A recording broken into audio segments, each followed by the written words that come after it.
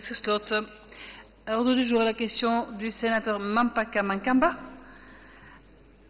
à la secrétaire d'État à l'asile et à la migration sur l'utilisation des réseaux sociaux comme outil d'enquête sociale par les centres publics d'aide sociale. Vous avez la parole.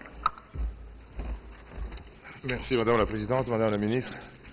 La presse nationale a mis en évidence les nouvelles pratiques utilisées par le plus grand CPS du pays, c'est-à-dire celui d'Anvers, qui utilise désormais depuis quelque temps les nouvelles technologies, notamment les réseaux sociaux, pour pouvoir mener ce qu'on appelle des enquêtes sociales. Ces enquêtes, vous le savez aussi bien que moi, servent parfois à faire ce qu'on appelle des contrôles, simplement pour voir si les gens sont dans la même situation de bénéfices qu'avant, ou alors remplir certaines conditions pour pouvoir bénéficier, notamment du revenu d'insertion. Elles sont valables aussi pour les autres formes d'aide sociale qui sont prévues dans les cas de la loi organique du CPS, au-delà du revenu d'insertion. Je ne vais pas les citer. Nous sommes tous d'accord, Madame la Ministre, qu'en période de crise, tout le monde a pris conscience qu'il faut faire des chasses au gaspillage, à la gabegie, mais surtout à la fraude sociale, qui a aussi son ampleur, car la survie et l'efficacité de notre système de protection sociale dépendent de la rigueur et de la justesse que nous allons pratiquer dans toutes ces institutions. Nous sommes tous d'accord sur ce sujet. Cependant, Madame la Ministre, si ces pratiques que je suis en train d'évoquer ont été décriées par beaucoup, on apprend ces jours qu'elles ont tendance à pouvoir se généraliser en faisant une espèce de tache d'huile dans certaines municipalités. Je ne vais pas les pointer du doigt, mais notamment celles qui ont des majorités prédisposées à ce genre d'interprétation de la loi.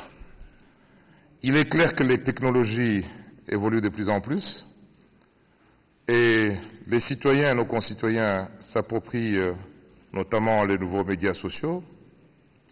Nous parlons de Facebook, de LinkedIn, de Twitter, etc., etc.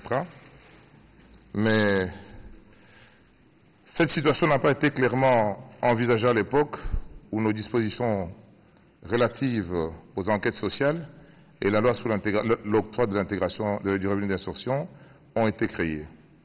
Concrètement, Madame la Ministre, comme pour toute une série de dispositions dans ce pays, le contexte évoluant, il s'ensuit quelque part, j'espère que vous vous rendrez bien compte, une espèce de vide juridique laissant et les institutions et les bénéficiaires dans une espèce d'incertitude.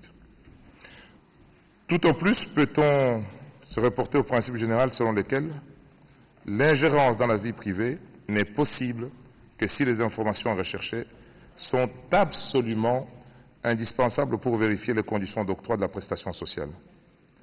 Les exceptions au droit fondamental à la vie privée ne sont en effet autorisées que de manière, nous sommes tous d'accord, très très restrictive. Alors tout ceci, Madame la Ministre, en essayant de faire plus court, m'amène à vous poser les questions suivantes. Pourriez-vous nous dire à ce jour le nombre de CPAS, il y en a 589 dans le pays je suppose, qui se servent des réseaux sociaux comme outil d'enquête sociale? Combien de personnes ont fait l'objet d'une exclusion ou d'une sanction en matière de bénéfice de revenus d'insertion sur base d'une enquête sociale menée via Facebook, LinkedIn, etc., tous ces réseaux sociaux? Je voudrais savoir, Madame la Ministre, si ces décisions de refus ou de suspension diverses ont fait l'objet d'un recours auprès des tribunaux qui en ont la compétence. Et si je vous pose la question, c'est parce qu'il y a une tendance systématique à contester les décisions de nombreux CPS auprès du tribunal de travail, avec tout ce qui s'entraîne comme charge financière en termes de gestion de dossier. Alors, Madame la Ministre, la dernière question. Avez-vous des propositions visant éventuellement à améliorer les dispositifs en vigueur afin d'éviter des dérapages, car en l'absence d'une disposition claire, des dérapages, il y en aura, il y en a certainement déjà vu, notamment en vue de protéger essentiellement la vie privée des personnes qui se sentent désormais épiées d'une manière tout à fait légale. Qu'en est-il de l'avis de la Commission de la vie privée? Pourrait-elle être sollicitée pour éclairer à la fois les intervenants, les sociaux, les institutions et les personnes qui défendent les CPS, je pense par là les juristes? Voilà, Madame la Ministre, mon inquiétude et ma préoccupation par rapport à l'évolution de la technologie que nos concitoyens se sont appropriés et l'usage qu'en font nos institutions, notamment les centres d'aide publique sociale. Merci. Je vous remercie. La parole est à Madame la ministre.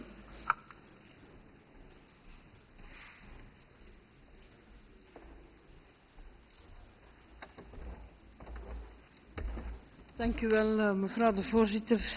Dames en heren sénateurs, monsieur le sénateur Mampaka, en réponse à votre question, je vais vous préciser les éléments suivants. En ce qui concerne votre première question, je ne dispose pas du nombre de CPS qui se serviraient des réseaux sociaux comme élément dans l'examen de la situation d'un client, ni du nombre de personnes exclues du bénéfice de revenus d'intégration sur base d'enquête sociale via les réseaux sociaux. Par ailleurs, pour le moment, je n'ai pas connaissance de l'existence de jurisprudence sur ce point par rapport au CPS. Deuxièmement, dans le cadre de la réglementation sur le droit à l'intégration sociale de la loi du 26 mai 2002, le CPS effectue son enquête sociale par tous les moyens disponibles et légaux qui peuvent être mis à sa disposition. Notez que la simple consultation d'un réseau social ne peut se suffire à elle-même. Une enquête sociale individuelle doit toujours être effectuée car imposée par la loi.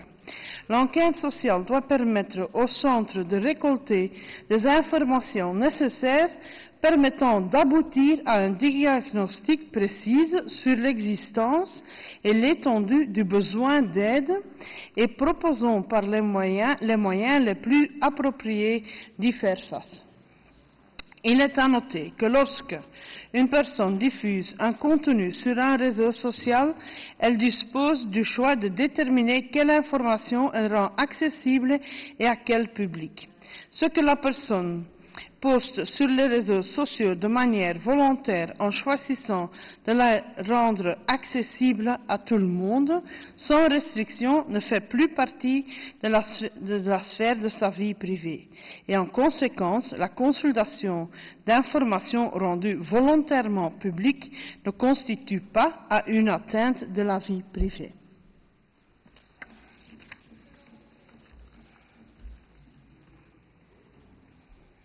Monsieur Mampaka, sénateur Mampaka. Oui, Madame la ministre, je comprends que vous n'avez pas de chiffres et je ne m'attendais pas à les avoir. Je me disais au cas où vous aurez un collaborateur assez zélé pour s'approprier du sujet, parce que le phénomène est encore récent, même si on nous fait part que ça se propage. Mais je me permettais tout simplement d'attirer votre attention. Peut-être est-il nécessaire d'anticiper le mal avant qu'il ne s'étende un peu partout, du fait que nous savons tous que le nombre de recours en matière de refus d'exclusion minimètre se sont de plus en plus légion, et je ne vais pas vous mentir en vous disant que certains CPS les recommandent carrément à certains bénéficiaires pour pouvoir se retrouver dans une situation de contrainte, et que cela entraîne des frais, mais que si cette nouvelle pratique entraînait davantage de recours, j'ai le sentiment que ça va augmenter le frais de fonctionnement de toute une série d'institutions qui auraient tendance à s'appuyer davantage sur cette pratique. Je comprends quand vous dites que celui qui met cette information à la disposition du public, il n'a qu'à s'en prendre à lui-même, mais je crains quand même une augmentation du nombre de recours sur base de ce genre de situation. Il y a quand même besoin à un moment donné peut-être de préciser sur le plan juridique que cet outil peut être utilisé. D'ailleurs, dans votre département, on l'utilise beaucoup pour certains dossiers relatifs à l'immigration également. L'incident est clos.